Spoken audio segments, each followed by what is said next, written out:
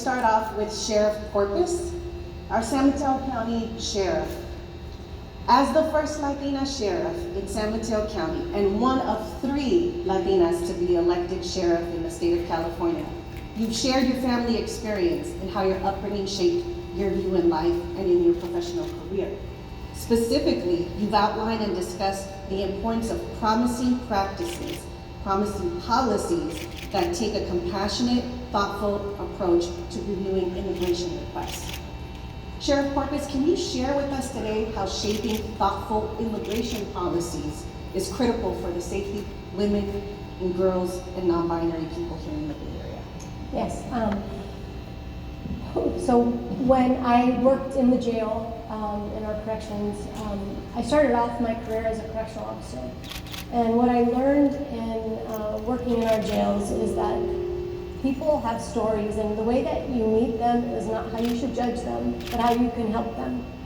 And so I met a lot of really good people that just had some really challenging beginnings and were born into some circumstances where they had no structure, they had no support, no mentorship.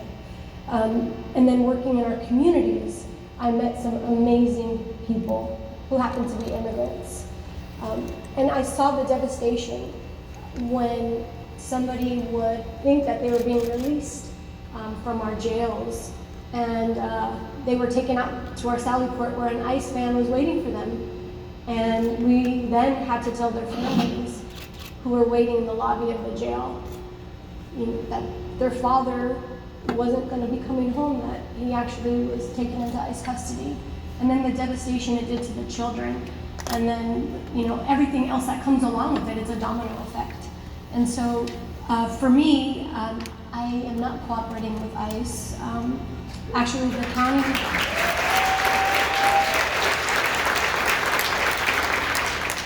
county of San Mateo, the Board of Supervisors just passed an ordinance, which I supported, and no county resources to help with the ICE transfers. So, people ask, how are you going to keep your community safe?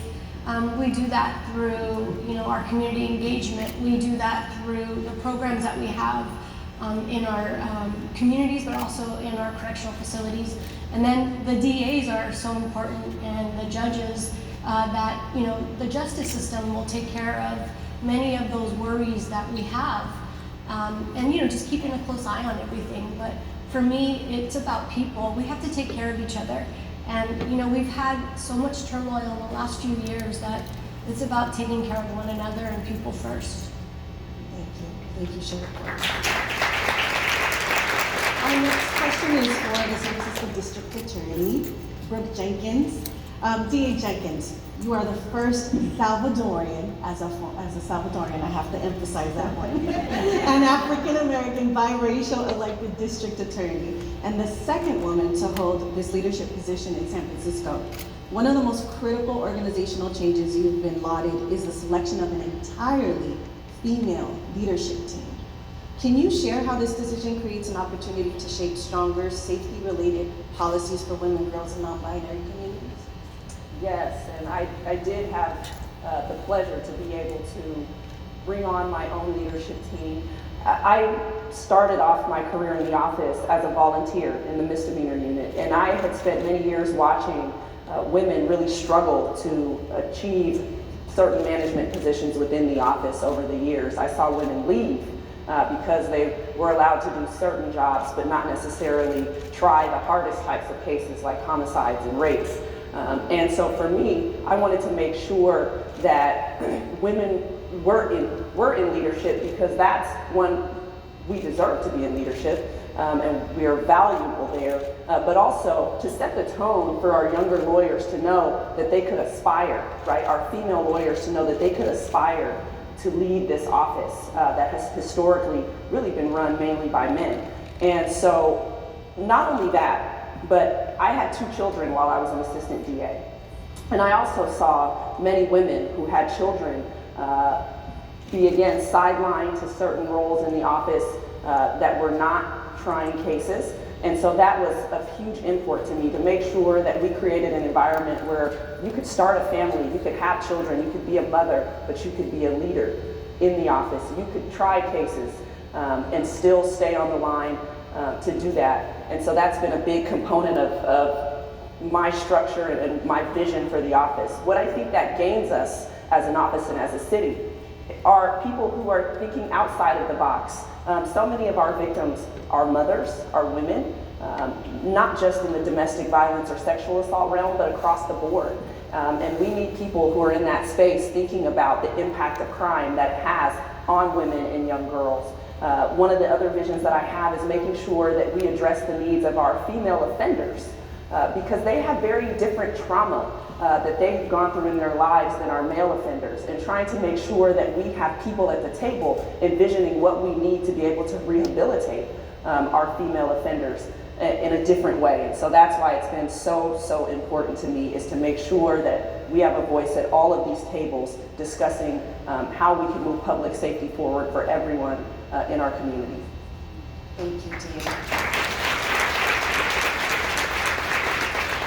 So on that vein, the next question is for our San Francisco Assistant Sheriff, Tanzania Carter.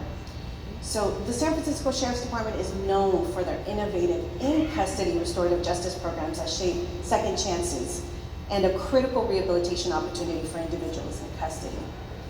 Assistant Sheriff, can you share how these innovations in programming promote safety by helping to support key policies for law enforcement agencies in their endeavors to protect and serve? Thank you for that question.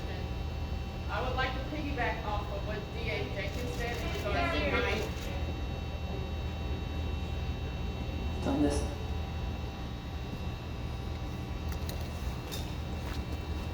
Testing. There we go. There we go. I'm now a DJ. No, I just wanted to piggyback off what DA Jenkins said about a voice. That's one of the things that the San Francisco Sheriff's Department does, is to make sure that people have a voice. And one way that we make sure that people are safe is to make sure that even our incarcerated individuals have a voice. Inside of our jails as well as outside, we have something called the Women's Resource Center. And it's really important that we have that Women's Resource Center, is because we want to empower the women that were in jail. We want to make sure that they are restored, that they have rehabilitation. And so the way to make sure that there's safety is to give people tools that they need, that when they get out of jail, they can be able to go out and have the families, go out and have the jobs, to be employed, to feel valuable, to have purpose. And so our jail makes sure, and it's highlighted and committed to making sure that people who are in jail as well as out of the jails have those resources that they need so that they don't have to reoffend. And that's a way that we work together with our community partners, our community leaders, to make sure that we are all safe, is to give people tools that they need so that they can succeed in the future. Thank you. Thank you very much.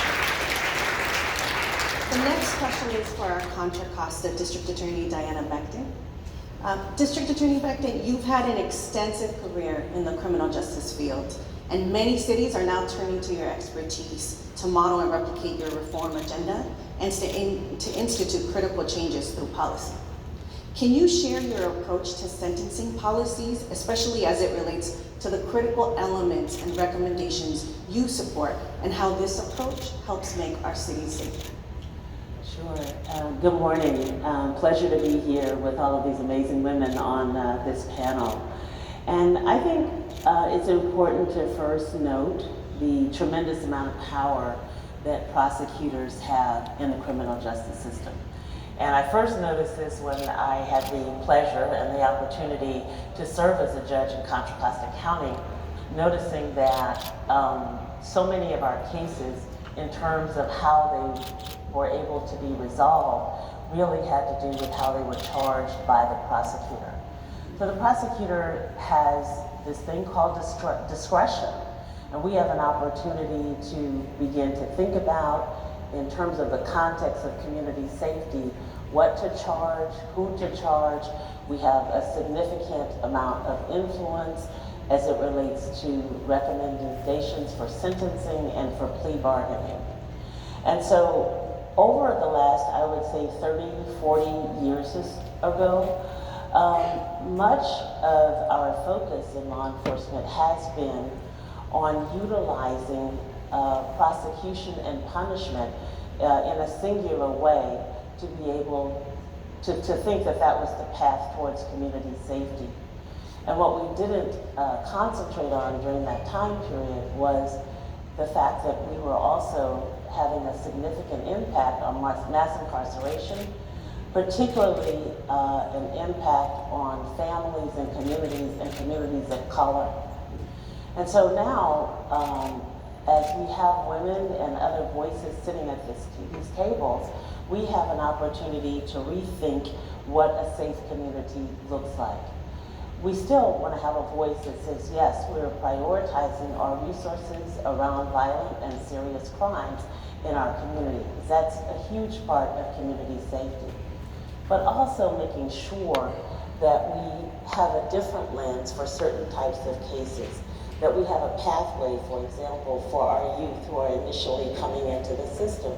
And we have other alternatives other than incarceration and other than punishment, which is why I was so proud to be able to secure $1 million to establish the first restorative justice diversion program for our youth.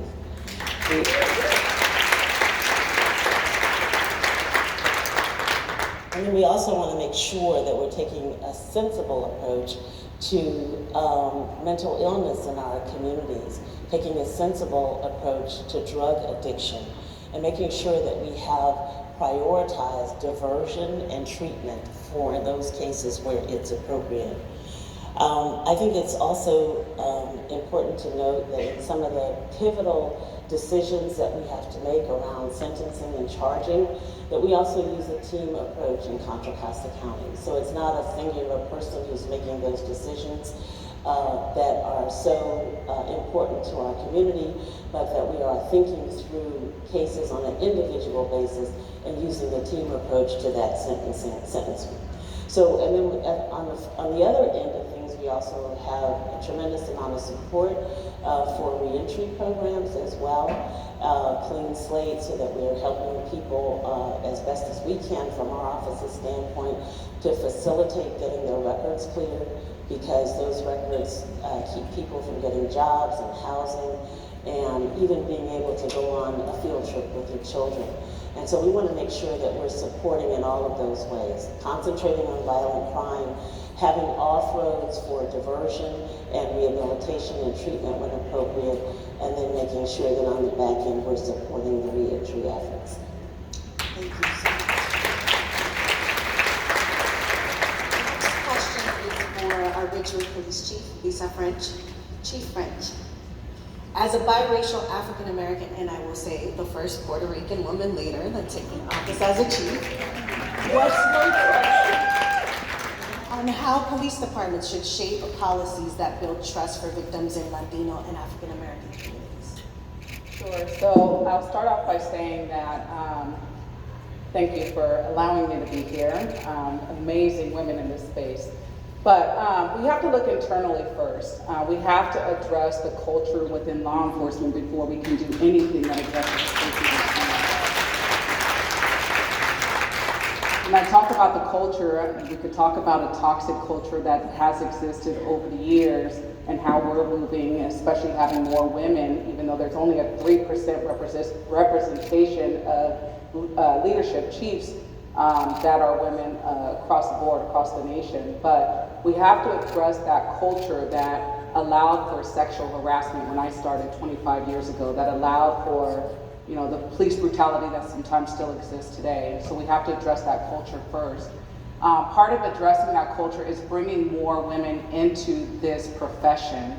There have been many studies that have shown that women have less complaints, use less force, and can better relate and communicate with the community, leading to community policing. So we have to first address the toxic culture, more representation, but we also have to take care of the officers that are serving, because if we're not healthy, how can we serve others? And so I'm really focused on wellness within our department, wellness across the board, giving officers the opportunity to go see a therapist and talk to somebody, not only the officer but their families, because we know that what affects them at home is going to affect them on the job. So making sure that they're healthy mentally, physically, emotionally, financially, because then if they're served, then they can better serve others. Then I have to give good direction and policies. So we have to have policies in place for them to follow, guidance, our mission statement. So I make sure that anytime we're giving direction, it's adhering to our mission statement to reduce crime, address disorder, root causes of crime. We're here to make people's lives better, not worse. And so sometimes that involves taking somebody to jail, but what can we do to address the root causes that got them to that point? And lastly, with all of that is accountability. You can't have all those things but not hold people accountable. So you have to hold people accountable for their actions. So I put the policies in place, and then I hold them accountable for their actions, and then I know that they're adhering to our mission and better serving the community, and that builds the trust that we need within our communities to serve. Thank you, Tiffany. So let's move a little bit more towards the middle of our state. Monterey County Sheriff Tina Nieto, you're one of 3 elected sheriff Latinas, and we'd like to know, after 33 years of a career in law enforcement and all your various roles, we'd like to know, what are the top 2 policies and reforms necessary to ensure safety for women and members of the LGBTQ community? So, there we go. So I bring a unique perspective to this panel. I actually, for those who don't know me, I actually started with the Los Angeles Police Department. And when I promoted with them, I was a command officer when I left after 28.5 years. I was the first Latina command officer with LA. And I moved to Marina to the Central Coast. I was the Marina Police Chief, and just recently one of 3 elected Latinas to the state, the first time ever in our state for that to happen. And so when I look at policy across the state and making change and seeing shift happens with you folks. What a lot of people don't know is that a sheriff is an elected position, and it becomes a very powerful position in counties.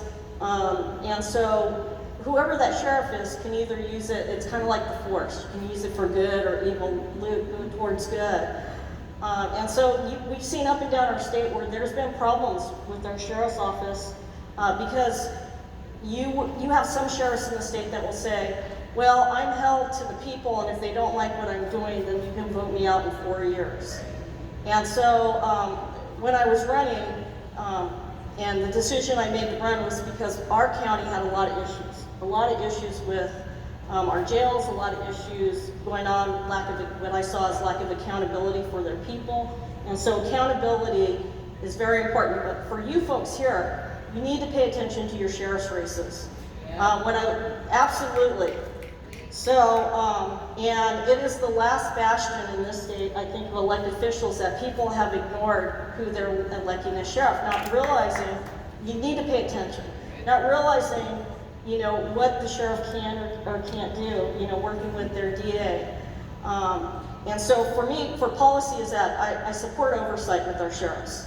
And we just recently passed a law in our state that provides the Board of Supervisors oversight. Because as a chief of police, her oversight is the city council. Your chiefs of police are at will. If you have a sheriff that goes off the rails, again, it's not until the election comes up that you can normally replace that. And we saw it in the city of Los Angeles, or in the county of Los Angeles actually, where they changed the law just in the county of LA because issues with the sheriff.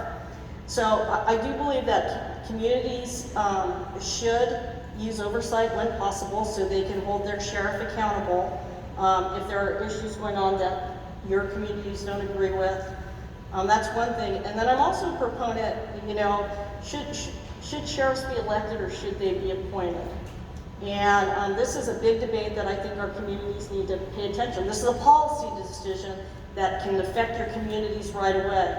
I've seen it from both sides because I've been a chief of police where I was at will and I was accountable to my city council to provide policing the way that our community saw fit. And so to me, the two biggest policy things, if you want communities to feel safe, if you want women to feel safe, non-binary women to feel safe, underrepresented communities to feel safe, then there has to be accountability within that. And so those two policies, the oversight, should we elect our sheriff, are important to me. Now for policy-wise, I also sit as a post commissioner. So I'm one of 15 people that are appointed by the governor that looks at policy throughout the state. So I could bore you with a lot of policy stuff. But if you don't put the right people in, it doesn't matter what the policy is. That's when we see communities suffer. A lot of people are there. So that would be the two things that I think you all need to pay attention. And last thing I want to add is I wear the hat because it makes me look taller. So.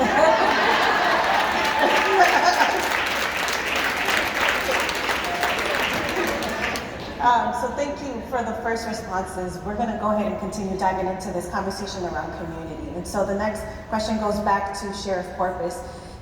Sheriff Porpoise, what are some specific internal policies that law enforcement agencies can implement to build trust with communities of color? And if you could share a little bit of personal experience, Sure. That would be great. Yeah, I think policies around the community engagement, around transparency is really how you build trust. And so for me, one of the big things that's always been a part of my career is working and being part of the community. Getting out of the car when you're on patrol and saying hello to people, having more stability with the people that patrol the neighborhoods is really important as well. At the Sheriff's Office, we have a program that specifically works with the immigrant community. And so we make it a point to engage them. We do academies, we do silly stuff like painting with deputies, we do just about anything and everything that we could do to be a part of that community, we do. But the other part is, really important is that transparency part and making sure that if we do something and we make a mistake, that we take ownership for it, but then also telling the community how we're going to fix it so it doesn't happen again is really important. And I've seen that where, as a captain, when I was a captain, if something happened in my bureau, I would go out in front of the community. It wasn't my boss, and they want to see the boss, and the boss needs to take the ownership, but the boss was hiding behind the desk. And so that's really important. For me, I can tell you a story about what community engagement means to me. When I was a patrol deputy, I became a school resource officer. And for me, when I was a school resource officer, I took that role as being a guardian of the school, of the kids, of the teachers, of the administration. And so when I was assigned to a school that was in a predominantly immigrant community that was what we would consider to be poor in San Mateo County, and a lot of crime, gangs.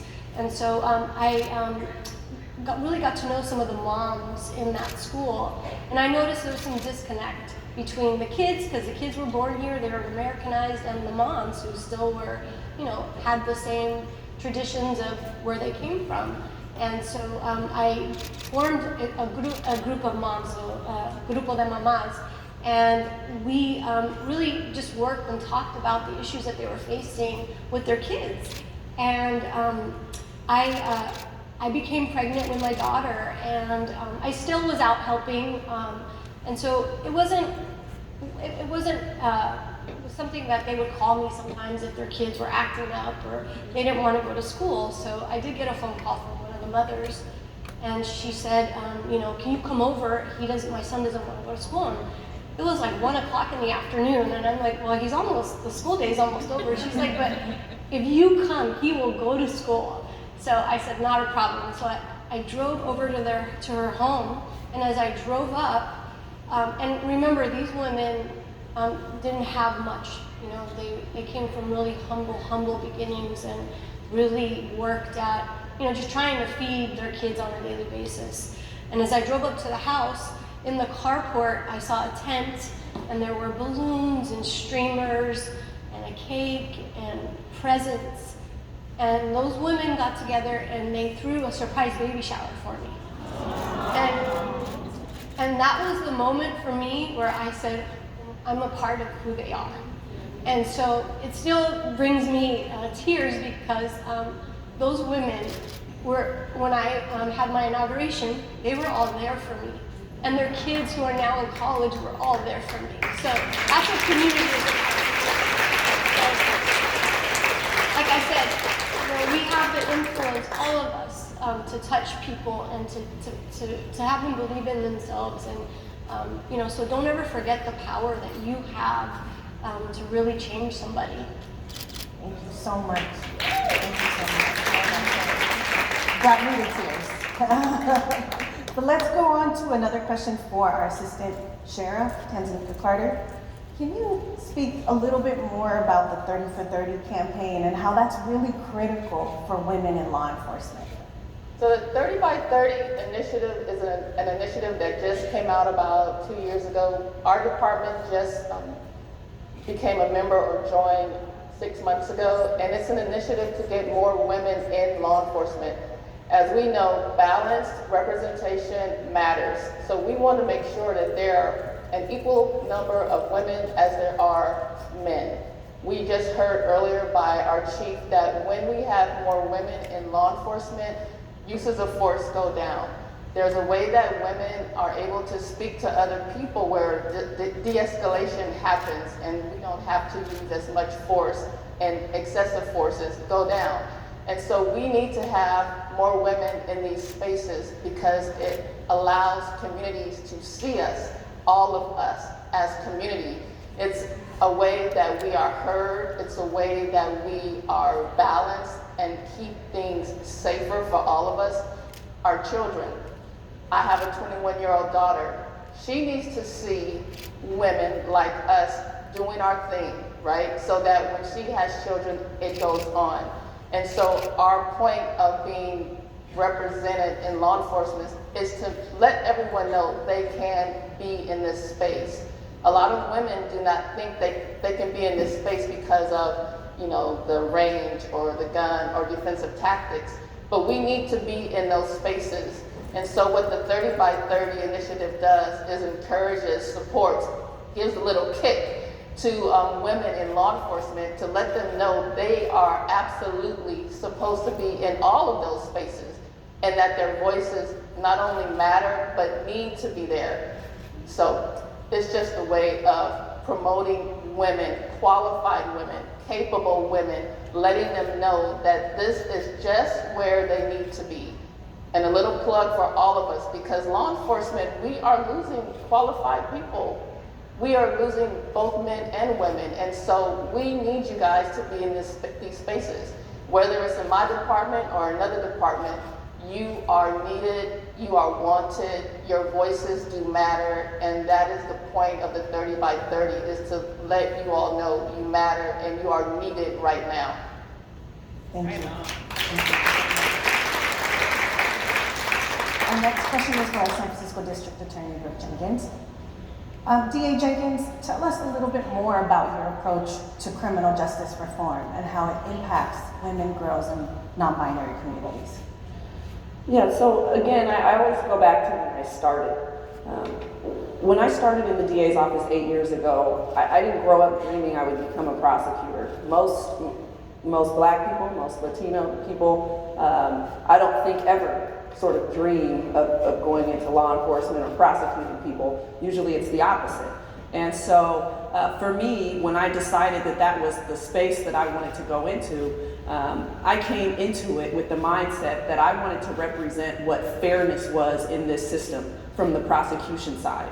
I wanted anybody who walked into the courtroom being charged with a crime to feel like at the very least they were going to be treated fairly. They were not going to be treated a certain way because of what they looked like or what community they came from. And so that has been my mindset this entire time, to make sure that we implement policies that move the ball forward with respect to fairness and equity but don't do it at the expense of public safety. We have a job as district attorneys, and that's to make sure that our communities are safe. And there are ways to do that while still making sure that we look at alternatives, as DA Becton said, to incarceration. We deal with murderers, rapists, child molesters, you name it.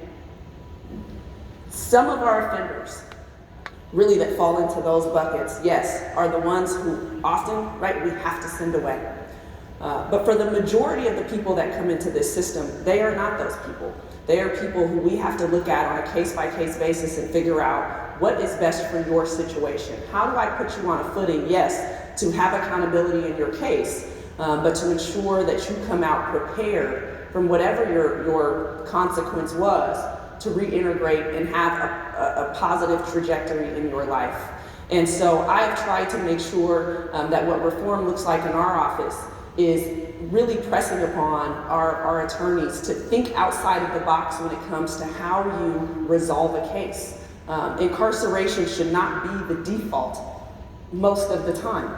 And that also requires that we be innovative about what those alternatives look like, that we partner more with community-based organizations who do this work on the ground outside, who serve in the roles of rehabilitating individuals, not just for drugs, not just for mental health, but for life skills. So many of the people that come into this system don't necessarily come in because they have a mental health problem or a drug problem. They come in because they don't have hope. If I come from a community, right, that we have bad schools, we've got no money, we live in public housing that has very little to offer me, I have no hope, so what do I have to lose when I go out and make a choice to rob somebody? And so it's about making sure that we are partnering with organizations that give us the placements, right, that serve as the alternatives to incarceration, that can help us move people forward. The other thing is, I don't believe that a DA's office should be wedded only to the role of being a prosecutor. Why is it that we can't be in the space of prevention and intervention? If the goal is public safety, it's not just waiting for somebody to become a victim and prosecuting the perpetrator. It's preventing crime in the first place. And that means going into community, helping our youth, helping our TAY, which is our transitional age youth, 18 to 25, who oftentimes we can reach at that point to say, what is it that you need to feel that hope, right? What is it that you need to get your life in a place where you can get a job, you can have a trade, you can see yourself as a little girl who grew up with a single mom and now is the San Francisco district attorney, right? And so right now, a big part of what we're doing is trying to build out what does our community footprint look like so that we're not just resting in prosecution, we're resting in prevention to help reach those who haven't committed a crime yet or who maybe come out of the system previously and are on that borderline of, you know what, life's not going in the right direction. Do I revert back to old ways or do I move forward with a trade or doing something positive for my life? And so that's, to me, what overall reform looks like. Thank you,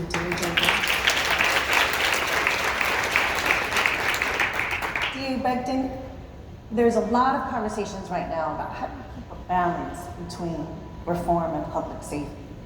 And so could you tell us any advice, words of wisdom? How do we keep the balance for the need of justice reform with the need for public safety? Sure. Well, one of the things that I've learned is that, sometimes I think when we talk about public safety, we'll have a tendency to focus people on the data and on the numbers to actually indicate that crime has continued to decrease. And especially in Contra Costa County, even during the pandemic when homicide rates were rising all over the country, we were one of the 4 counties in California where our rates actually went down. And so we know that the data shows that with the policies that we're putting in place, that our community is safer. But what we also know is that there's a perception, there's a feeling that people have that they are not safe. And a big part of that comes from the fact that we hear so much every single day. We're bombarded with news that comes from all over the country, that comes from all of the surrounding counties, from all over the state, and indeed the nation, that kind of gives us the information 24/7 of something that just happened, something major, something tragic. And so what I've learned is that people don't necessarily want to concentrate on the numbers. They want to know how we are going to make them feel safe. And so the message that I like to lead with in terms of the conversation around safety really has to do with concentrating, again, our resources on those who are committing the most violent and serious crimes in our community. And making sure that the things that are on the tip of everyone's tongue, like for example, around the holidays, it was smash and grab. And people wanted to know, well, what are you doing? How are you gonna stop us? How are you gonna keep us safe?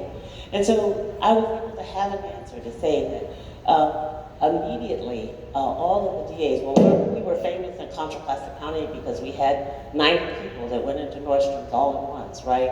And in just a matter of minutes, took merchandise and all left. And out of those 90 people, I think 3 were apprehended.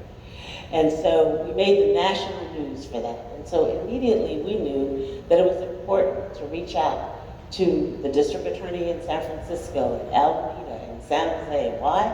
Because the people that are committing crime in our county today might be in San Francisco tomorrow. So we started pooling our resources, and I make sure that the public knows I'm in conversation with the DAs up and down the state of California so that we're sharing intelligence and we're pooling our resources on the crimes that matter to you most. So we're making sure that people understand, absolutely, we're putting our resources into those places that most affect public safety. But at the same time, people want to hear about fairness.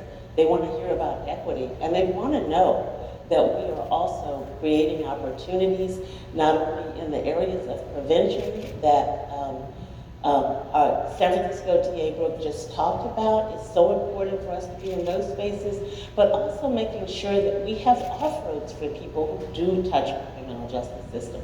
So being proactive in our community, working with community groups, making sure that we are at the front line of preventive programs, but also having alternatives so that when people do come into our system, that we have offerings. We talked about the Juvenile Restorative Justice Program. We're also creating programs for our TAYUs now, 18 to 25. So all of those spaces where we can make sure that we have alternatives to incarceration, to punishment, but also working in a holistic way in our community are the messages that people, I think, help people feel safe. Thank you. The next question is for Sheriff Nieto. So today, law enforcement leadership is often challenged by the public to design approaches to crime, mental illness, homelessness, and their relationships with communities of color. What's one specific way that leaders within law enforcement can influence policies to keep this balance of these issues and at the same time keep safety in our community? So it's already been touched upon, but representation is very important. And policy can't be shaped, and shift can't happen unless we're putting leaders in place that look like our communities. And I take that to heart. So, and we were all talking beforehand, and many of us come from very similar backgrounds. We grew up in poor families, you know, our parents struggled. We went into organizations, for example, for me, when I joined the Los Angeles Police Department, you could not be gay. They would not hire you. They would just through the background. And it wasn't until, and I'm LGBTQ by the way, so, and it wasn't until people had the courage to start having the difficult conversations with people who didn't agree with them. And so, you know, when you're shifting policies to make changes in organizations, the leaders are important to have these difficult conversations with communities that may or may not agree with them. I've always made it a point to reach out to communities that have had no voice in the past. Because change doesn't happen for those folks unless you're having a conversation. And I've been part of those communities that haven't had voice. you know, as a female, as a Hispanic, you know, as an LGBTQ, you know, person of color, you know, my family, they're the ones with no voices. And so the policies that we all can create when we get into these positions of leadership are to ensure that we have the outreach and we're setting up the meetings to go talk with folks and not having them come to us. That always bugged me as a leader, and when I would see other leaders saying, you need to come to my office, I'm that important, that, you know, like the other sheriff said, we need to be out in the community and talking to them. I can tell you some of the biggest policy changes that I made through my career when I had those positions were because I was just in the neighborhood. I would stop by, you know, the barbecue, the party, and talk to the folks about how we could do things. And even now as the sheriff, you know, some of you may have seen me on the media because my area represented an area called Power, and we went through my first, I think I'm 97 days into my, whatever it is, but my first 60 days we were hit with a lot of floods. And we have economically impoverished area that our legislative bodies, the people that can put money into these type of communities, had not shored up the levee. And the levee broke and an entire community was flooded. And we're still dealing with that today. So we have to be out there. All the leaders need to be out there and talking to these groups. But you have to also find these groups because you may not even know that that group exists within your community. And I look back to my experience of homicide. I was in charge of an area in Koreatown. And I had no idea at that time, even as a leader, that I had a very strong Oaxacan community. And I learned a lot about the Oaxacan community. So we need to be talking to those voices that haven't had a voice in the past, to know where we need to make that shift, where we need to make that change, to create safer communities for everyone. For everyone, folks. So, thank you. Thank you. And last specific question, last but not least, goes to Chief French. Chief French, how does community policing impact the safety of women and girls in non-binary communities? So community policing has to be the foundation of how we do policing. For too many years in too many communities, police have been an occupying force. And we have to be able to work with our community, build those partnerships and those relationships in order to address crime. And so starting out when I was a young officer, we had community policing teams. So there were just few officers in each district that were community policing officers. And we were known as the officers that, you know, went to parties and kissed babies. And that wasn't it. We actually solved long-term problems. We worked with the community to solve the problems that they wanted worked on. But what would it be like if every officer did that? And so we had a new chief that came in and he made everybody community policing officers. Everybody was expected to do community policing. They were expected to go to every party, every community meeting, everything that was going on and know everything within their beat or district, get to know people so that when the crime did happen, there was already that relationship built and you're not just knocking on somebody's door asking them to help you or give you information. And so community policing has to be the foundation. We have to build those relationships with people in order to make our community safer. I don't want to just assume what you want in your neighborhood. Just because we had a homicide here, I don't want to assume that you just want me to focus on that homicide, because a lot of times what we hear, even when we had lots of homicides in our community, that's not what people were focused on. They were focused on the quality of life issues. And when we look at data, which a lot of times law enforcement has relied upon, and the district attorney talked about it, we look at data to focus what we do, but I've learned in talking to people and in meetings is that most of the people that are affected in the community are affected by quality of life issues that aren't captured in the data that we're looking at.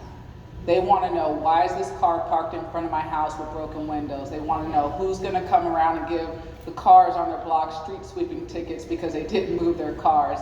They want their neighborhood to look nice. They want to know, who's going to come and kick out the guy smoking crack in the park. You know, that's what the community wants to focus on, not, you know, these bigger crimes that a lot of people just aren't affected by. Community policing has to be the foundation, but it can't just be a group of people. It has to be entrenched in what we do as an organization to build those partnerships, to work in partnership together to address crime issues within our communities. The last question goes to all the panel members. We'll start off with Sheriff Porpoise. After hearing today's discussion, are there specific policy commitments to changes that you will bring to your respective organization? We can start to my left. Yeah, I think for me, it's, you know, I've heard everything, and I think it's important. The collaboration is really important to have those, you know, as we have crime in our areas, to continuously work with one another. A lot of times, you know, we want to hold information, we don't want to share it, but that hurts our communities. So really sharing, being more collaborative, because as they've said, if a crime happens, you know, in San Mateo County, it's going to go to Santa Clara County or come to San Francisco. So I think having that stronger relationship with our justice partners and our other nonprofits, that we can make a difference, and we can really, you know, I think we really need to get to the kids and be supportive to those kids that don't have the resources and the structure. That's how we're going to stop recidivism, is really by helping our kids and getting out there in the communities. So I just want to say I'm so honored to be on this powerful panel of women. You know, I can just say if none of us, you know, believed in ourselves, we wouldn't be here today. And you know, I always like to tell people, you know, the word impossible simply means I'm possible.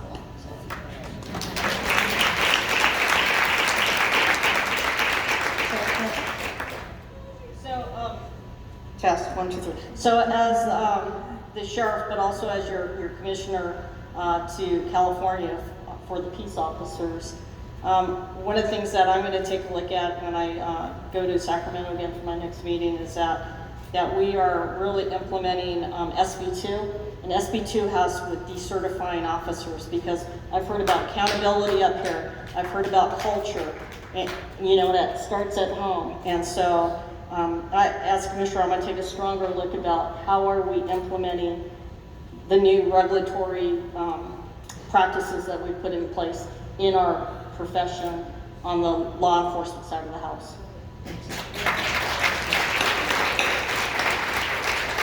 Chief French? Sure. So Assistant Chief Carter talked about representation in the 30 by 30 campaign, which again is to bring 30% more women into law enforcement by 2030. And I think that's important. I think it's important to focus on the representation, not just at the rank of officer, but throughout all of the ranks, meaning promoting people that look like me, women of color, and having that representation. And just like the sheriff talked about, having that tied to the community and throwing the baby shower, that's because she had that relationship. And I had the same experience as getting promoted to captain and wearing gold.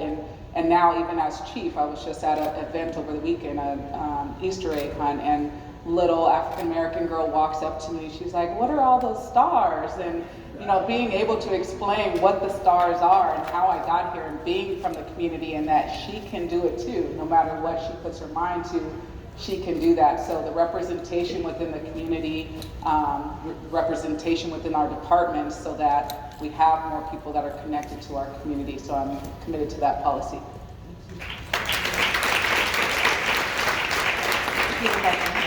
Thank you. So we have a few things that are going to be our focus for 2023. One, and I'm very, very pleased to say we are working on ending incarceration of girls in Contra Costa.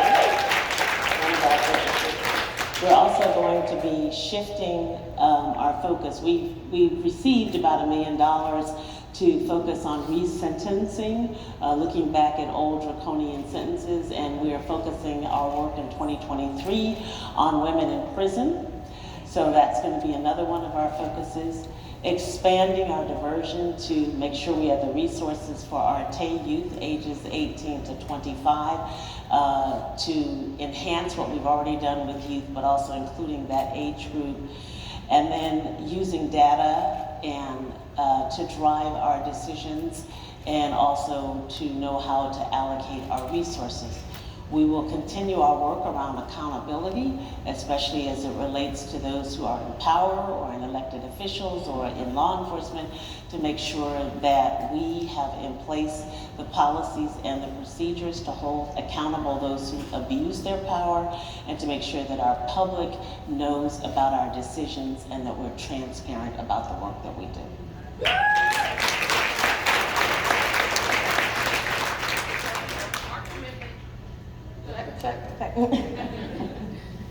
It's still continuing with the 30 by 30. Again, it's all about women and women having this representation. And so we're just going to continue to double down. We're looking at policies like fingernail polish, right? Like, how does that work where we're still safe, keeping them short, and having the fingernail polish, having a conversation that does that really matter? What we want to do is really make sure that we have more women who can be themselves, although they have to be in uniform, but how do you express yourselves as a woman in law enforcement? So we're having those conversations right now in my department. One good thing about our sheriff's department in San Francisco is that our sheriff, of course, is the first Japanese American. However, he has 2 females right up under him. We're right up under him. And making sure that we continue to have these conversations on how can we be better for our women. We just promoted a woman chief. We promoted a captain.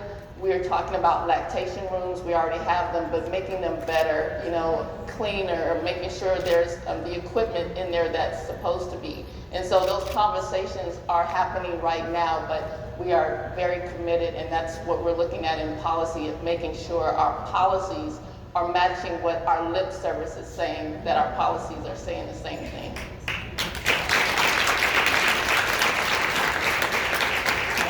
So I gotta say, nail polish matters. I'm gonna be talking to the sheriff about wearing nail polish. But I 1000% agree with DA Becton. We have to make sure that we focus on women and girls in the work that we do. As I said earlier, when you talk to women who you prosecute, which I've been able to do at times, almost all of them can tell you about being in foster care, can tell you about the sexual abuse they endured, can tell you about domestic violence they witnessed or endured. And that is generally what brings women into the criminal justice system, is those experiences in their lives that end up leading them to commit crimes later. And so we have to really make sure that our resources are invested in those women, making sure that we don't just look at them as another case file and send them out to prison or out to pasture, but that we craft ways to support them through their healing. And 2, so many of these women are mothers. And we need to be making sure that we don't create next generations of children that are in foster care enduring what their mothers endured. And so finding ways and methods to keep these women with their kids as they serve their form of accountability and rehabilitation. And so that's the commitment that you have for me, is to continuing to work with the Public Defender's Office and the courts to make sure that we are creating an infrastructure for our women that are in the criminal justice system, because we don't have any, most counties. The other side of this, though, because I am the district attorney and I'm a prosecutor, is we can't leave victims out of this conversation. We must include all the women who suffer at the hands of domestic violence, all the women who have been, and girls who are being human trafficked, women who have been raped, little girls who are being molested by uncles and grandfathers and you name it, and making sure that we help empower them to tell their story so that we have the ability to hold those perpetrators accountable. And so for me, that means making sure that we have experienced and skilled prosecutors in those units, that we have compassionate and skilled and experienced trauma-informed victim advocates who can really hold the hand of our victims and help usher them into a courtroom and have the strength to look that person in the eye who harmed them and tell their story to a jury. That's the only way we're going to truly have accountability. And so that's the other part of this that I see and that I will affirm, is that that is a dedication of mine as somebody who used to handle those types of cases in our office, is that we will make sure that we empower our women and girls to tell their stories so that they can get their healing too.